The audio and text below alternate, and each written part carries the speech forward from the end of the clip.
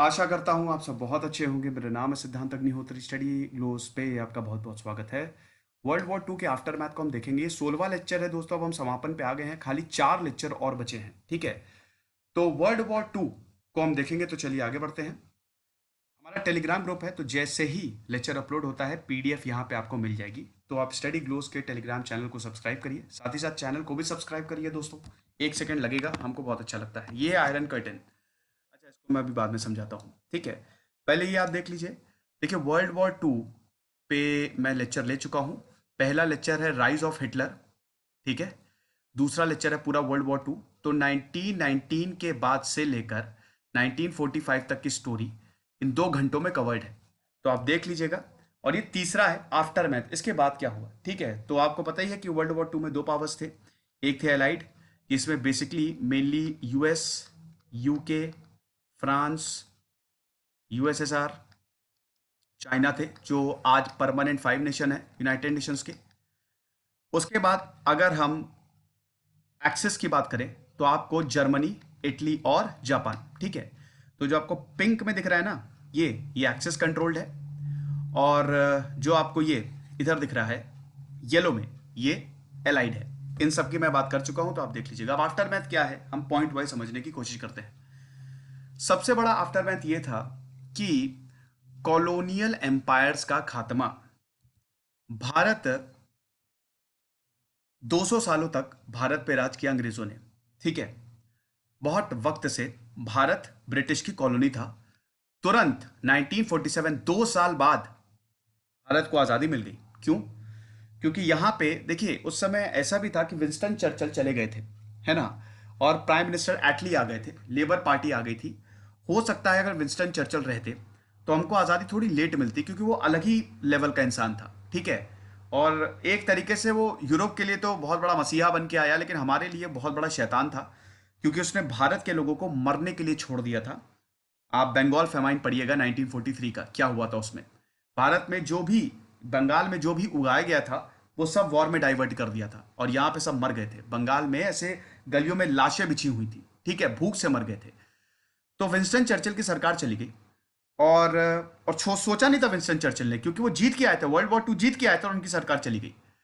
तो एटली आ गए तुरंत आनन फानन में 2 साल में। क्योंकि इधर अगर भारत की बात करें तो भारत में सुभाष चंद्र बोस ने जो चिंगारी भड़काई थी वो आग में तब्दील हो गई, और हमारे यहाँ फौज ने ही विद्रोह कर दिया। और जहां फौज विद्रोह कर दे फिर तो खात्मा ही, आप समझ लीजिए।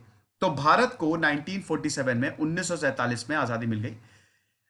मॉडर्न हिस्ट्री ऑफ इंडिया मैंने पूरी कवर की है, तो आप ज़्यादा जानकारी के लिए 1947, 1945 से लेकर 47 कैबिनेट मिशन प्लान और माउंट बैटन प्लान, ये सब मैंने कवर किया है, चैनल पे अवेलेबल है, आप देख सकते हैं। तो जितने भी यूरोप के कॉलोनियल एम्पायर थे, जैसे स्पेन ने खूब सारी कॉलोनी बनाई थी, फ्रांस ने खूब सारी कॉलोनी, इटली ने खूब सारी, अफ्रीका में इधर एक के बाद एक आज़ादी लेनी शुरू हो गई। ठीक है, अफ्रीका में हम देखते हैं लीबिया हो गया, इथियोपिया हो गया, ये सब इटली के कंट्रोल में था। 1960 आते आते इनको आज़ादी मिल गई। उसके बाद जो ब्रिटिश की कॉलोनीज थी, ठीक है, इजिप्ट ने आज़ादी ले ली, इधर भारत ने आज़ादी ले ली। ठीक है, तो एक के बाद एक हम ये देखते हैं, नेदरलैंड्स की कॉलोनी, सारे के सारे देश इंडिपेंडेंट हो गए। और ये सबसे बड़ा आफ्टर मैथ था। और जब देश आजाद हो गए उसके बाद तभी से आप देख रहे हैं कि अभी जो मॉडर्न वर्ल्ड है वहां पे, हाँ सिविल वॉर है, अनस्टेबिलिटी अभी भी है, लेकिन वो अब दूसरे फॉर्म में है, डायरेक्टली कोई इन्वॉल्व नहीं होता। क्योंकि देखिए एक और बहुत बड़ा डेवलपमेंट था, कैपिटलिज्म वर्सेस कम्युनिज्म। कैपिटलिज्म ने इनोवेशन को भी प्रमोट किया, और ज्यादातर देश कैपिटलिस्ट कंट्रीज, क्योंकि अल्टीमेटली कैपिटलिस्ट मॉडल पूरी दुनिया ने अपना लिया। ठीक है, हर किसी को पैसा चाहिए था, हर किसी को प्रॉफिट चाहिए था, तो उसमें इनोवेशन भी ज्यादा हुए। और जब साइंटिफिक इनोवेशन हुए तो हुआ क्या, लोगों ने वॉर से तौबा कर ली, देशों ने वॉर से तौबा कर ली। क्योंकि आज हर देश इंटरकनेक्टेड, अगर एक देश वॉर में जाएगा तो सबको भुगतना पड़ेगा। तो इसीलिए अब वर्ल्ड वॉर से सबने तौबा कर ली। तो एक तो ये हुआ कि यूरोपियन कॉलोनियल एम्पायर का एंड हो गया, ठीक है ना। दूसरा दोस्तों, सोवियत यूनियन और यूनाइटेड स्टेट्स, अब ब्रिटेन की पावर चली गई। और जो स्विस क्राइसिस थी 1956 में, ये आखिरी था, और इसमें ब्रिटेन बहुत ज्यादा कामयाब नहीं हो पाया, जिसकी वजह से ब्रिटेन की ताकत पूरी चली गई। ठीक है, अल्टीमेटली हम ये देखते हैं कि यूएसएसआर और यूनाइटेड स्टेट्स ऑफ अमेरिका, ये दो बड़ी पावर के रूप में उभरे। और 1991 तक चलता है हमारा कोल्ड वॉर, ठीक है ना। तो कोल्ड वॉर का जो एरा था ये 1945 से लेकर 1991 तक। अभी कोल्ड वॉर पे मैं लेक्चर लूंगा, अगला जो लेक्चर होगा वो कोल्ड वॉर पे ही होगा। शीत युद्ध, यहां पे डायरेक्ट युद्ध नहीं हुआ, इनडायरेक्ट, किसके पास वेपन ज्यादा होंगे, न्यूक्लियर आर्म ज्यादा होंगे, कौन कितने देशों को अपने साथ मिला सकता है, ये शुरू हो गया। समझ रहे हैं। और इसीलिए यूरोप को दो में डिवाइड कर दिया गया। यूएस ने वेस्टर्न, जो वेस्टर्न था, वेस्टर्न ब्लॉक, ब्रिटेन, फ्रांस, वो सब यूएस के साथ हो गए, और बाकी जो ईस्टर्न ब्लॉक था वो सोवियत के साथ, जिसको यही आयरन कर्टन बोला जाता है। ये आयरन कर्टन आप देख रहे हैं ना, ये पूरा का पूरा एरिया, ठीक है। ये जो लाल में आप देश देख रहे हैं, पोलैंड, चेकोस्लोवाकिया, हंगरी, रोमानिया, ये सब सोवियत के साथ आ गए। यूएसएसआर भैया 15 देशों का समूह था, सोवियत देशों का समूह था, जिसमें रशिया सबसे बड़ा था। तो ये सब यूएसएसआर के साथ, बाकी स्पेन, फ्रांस, अरे I am really sorry, Spain, France, Switzerland, ये जो वेस्ट पावर्स है ये अमेरिका के साथ आ गए, और इसी को ही बोला गया आयरन कर्टन, ठीक है ना, लोहे का पर्दा। ये आप समझे। तो ये बहुत इंपॉर्टेंट रहा, एक बहुत इंपॉर्टेंट डेवलपमेंट हुआ, ठीक है, कि दो पावर, सोवियत और यूनाइटेड स्टेट्स। सोवियत चाह रहा था कि पूरी दुनिया में कम्युनिज्म फैले, वर्सेस अमेरिका चाह रहा था कि कैपिटलिज्म आए, यानी कि डेमोक्रेसी आए, ठीक है। तो capitalism versus communism, the cold war was all about this, ठीक है। उसके बाद अमेरिका ने जो बहुत बड़ी गलती की थी, जापान पे उसने न्यूक्लियर बॉम्ब फोड़ दिया था, और यूरोप पूरा बर्बाद हो गया था, वेस्टर्न यूरोप। अमेरिका इसमें एक, देखिए एक चीज तो आप मान के चलिए, जब जब अमेरिका वॉर में कूदा है, तब तब जो एलाइड पावर्स हैं उनको ताकत मिली है। जैसे वर्ल्ड वॉर वन में भी अमेरिका 1917 में आया, एक साल के अंदर ही वॉर खत्म हो गया। वर्ल्ड वॉर टू में भी 1942 में अमेरिका आया, एक साल के अंदर अंदर 1943 में सब कुछ बदल गया। तो अमेरिका को पावर बहुत ज्यादा, और अमेरिका हथियार बेच बेच के उसने बहुत पैसे कमाए।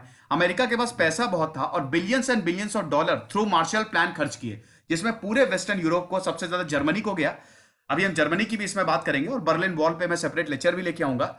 तो जिसमें सबसे ज्यादा तो जर्मनी, और उसके बाद जापान। जापान पे तो अमेरिका तबाही लेके आया था। 6 और 9 अगस्त को नागासाकी, हिरोशिमा पे न्यूक्लियर बॉम्ब बनाया, ठीक है, लिटिल बॉय फैट मैन, ठीक है, न्यूक्लियर बॉम्ब गिरा दिया।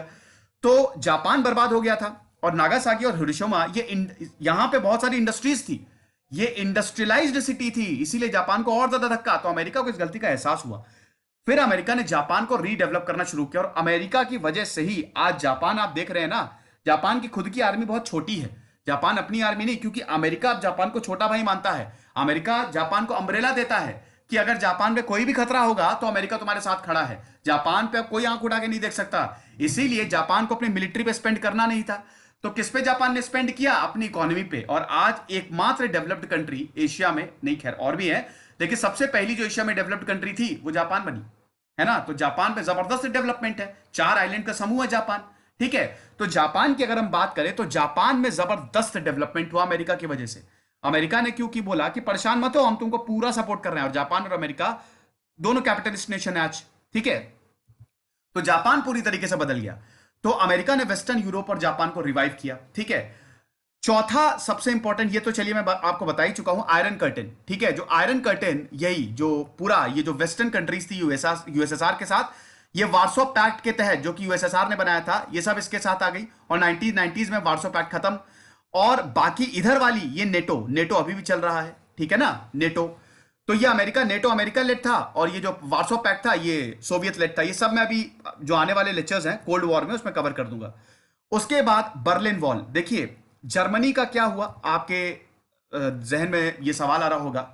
जर्मनी की अगर हम बात करें तो जर्मनी को आधे में बांट दिया, ठीक है। अब ये जो वेस्ट वाला पार्ट है जिसमें बर्लिन भी आता है, ये आ गया यूएसएसआर के पास, और ये जो ईस्ट जर्मनी है ये आ गया एलाइड के पास, ठीक है, अमेरिका के पास। अमेरिका ही बेसिकली पूरा कंट्रोल करता था। सॉरी, वेस्ट जर्मनी अमेरिका के पास आ गया, ईस्ट जर्मनी जो है वो यूएसएसआर के पास आ गया। उल्टा बोल दिया मैंने, ठीक है, कभी कभी थोड़ा सा ये मैं कंफ्यूज हो जाता हूं। तो वेस्ट जर्मनी, अब देखियो ध्यान से समझना, यूएसएसआर सोवियत जो है, सोवियत बहुत ही अथॉरिटेरियन स्टेट बन गया, ठीक है, जैसे जैसे वक्त आगे बढ़ा।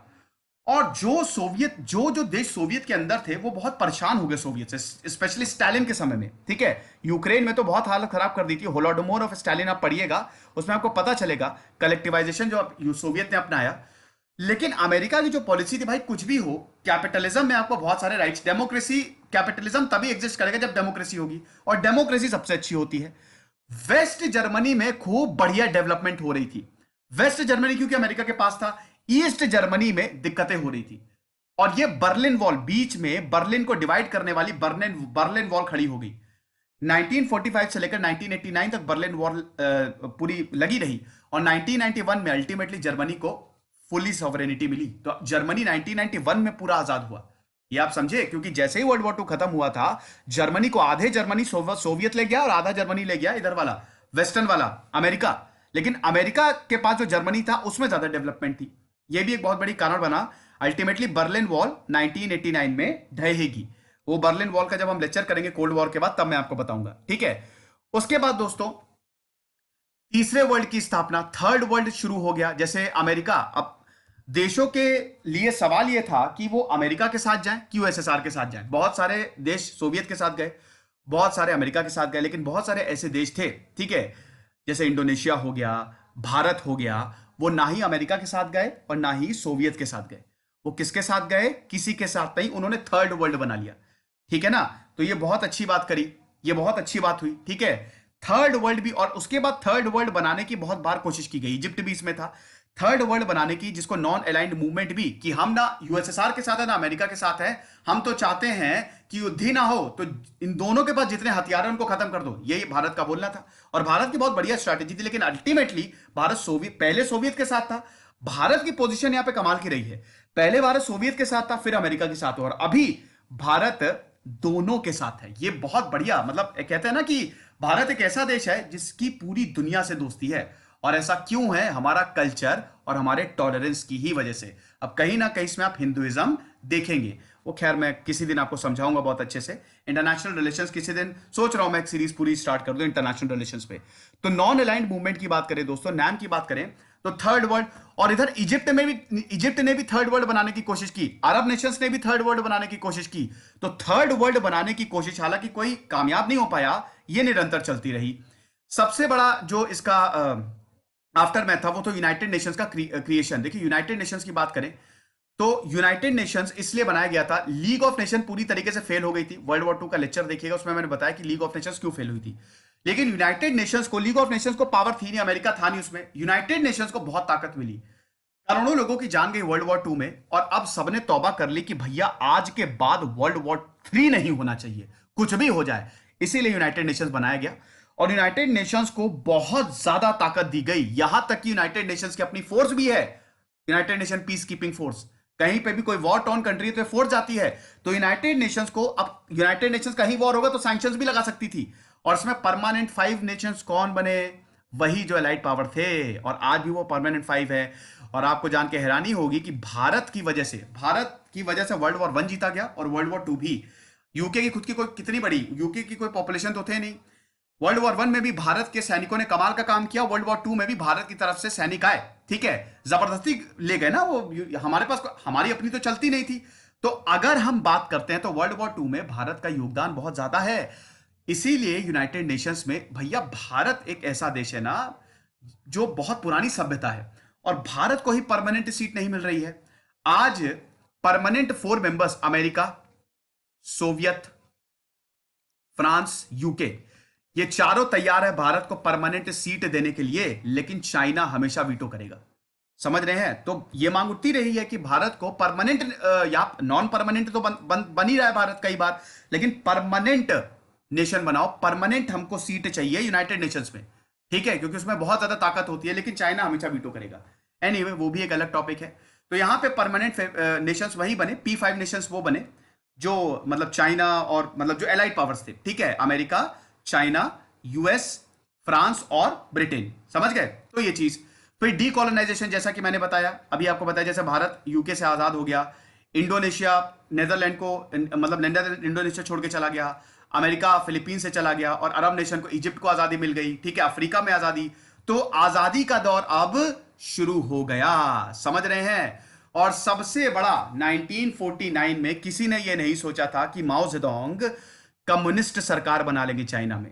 यह सबसे बड़ा डेवलपमेंट हुआ कि चाइना में कम्युनिस्ट सरकार बन गई 1949 में, और उसके बाद आज जो पूरी दुनिया जो है वो परेशान हो गई है चाइना की वजह से। ये इसी वजह से 1949 में जो ये काओमिंटांग हार गई और कम्युनिस्ट जीत गए। अगर ऐसा नहीं हुआ होता तो चाइना बहुत अलग होता। समझ रहे हैं? तो ये कुछ इंपॉर्टेंट आफ्टर मैथ थे। अब हम इन सबको बहुत अच्छे से समझेंगे। फिलहाल अगले लेक्चर में हम ये राइज ऑफ टू पावर जानेंगे, और उसके बाद आयरन कर्टन के बारे में जानेंगे, कोल्ड वॉर के बारे में जानेंगे, उसके बाद फिर हम बर्लिन वॉल को देखेंगे। तो ये आफ्टर मैथ हम बहुत अच्छे से समझेंगे अगले लेक्चर में। बेसिकली अब दोस्तों 4 लेक्चर बचे हैं, ठीक है? 4 लेक्चर, जिसमें एक में बर्लिन वॉल आ जाएगा, एक में कॉलोनाइजेशन एंड डीकॉलोनाइजेशन आ जाएगा, और एक में आपका कोल्ड वॉर। तो ये 20 लेक्चर हैं, पूरा सिलेबस कवर किया है मॉडर्न हिस्ट्री का। वर्ल्ड हिस्ट्री की अगर हम बात करें बहुत अच्छे से, प्लेलिस्ट अवेलेबल है, देख लीजिए। खुश रहिए, पढ़ते रहिए। दिस इज सिद्धांत अग्निहोत्री साइनिंग ऑफ।